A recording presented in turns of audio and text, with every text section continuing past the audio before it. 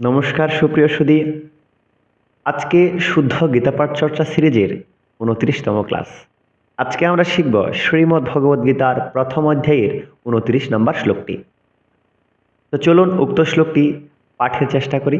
প্রথমে অক্ষর বিশ্লেষণ। সিদন্তি মম গাত্রাণি। হ্যাঁ, উক্ত শ্লোকটি অনুষ্ঠুপচন্দ্র রচিত, এজন্য পাঠ করার ক্ষেত্রে আমি ৮ অক্ষর পরপর ছেদ দিয়ে পাঠ করছি। এজন্যই সিদন্তি মম গাত্রাণি। সিদন্তি, সি দীর্ঘস্বর উচ্চারণ করতে হবে। পরবর্তী অংশে আছি মুখম। মুখম, মুখম মহাপ্রাণ অনুসার যখন কোনো শব্দের পরে থাকবে তখন অনুসার উচ্চারণ ম করতে হবে। মুকম চা পরিশুষ্যতি ৮। মুকম চা পরিশুষ্যতি। পরের অংশে যাচ্ছি বেপথুশ্চ শরীরে মে।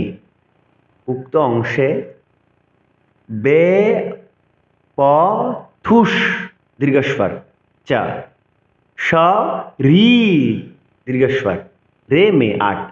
বেপথুশ্চ শরীরে মে। পরের অংশ আছে রোমহর্ষশ্চ জায়তে।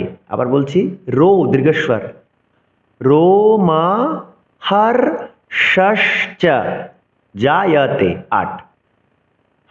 তো চলুন উক্ত শ্লোকটি শুদ্ধ পাঠ করার চেষ্টা করি।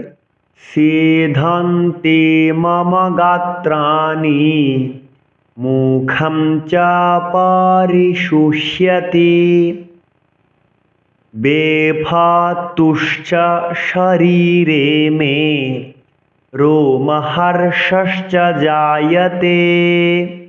সুপ্রিয় সুধী, উক্ত আলোচনাটি আপনাদের কেমন লেগেছে অবশ্যই জানাবেন। যদি এর পূর্বের শ্লোকগুলি আত্মস্থ করতে চান তবে অবশ্যই উক্ত পেজে শুদ্ধ গীতাপাঠ চর্চা সিরিজ প্লেলিস্ট করা রয়েছে।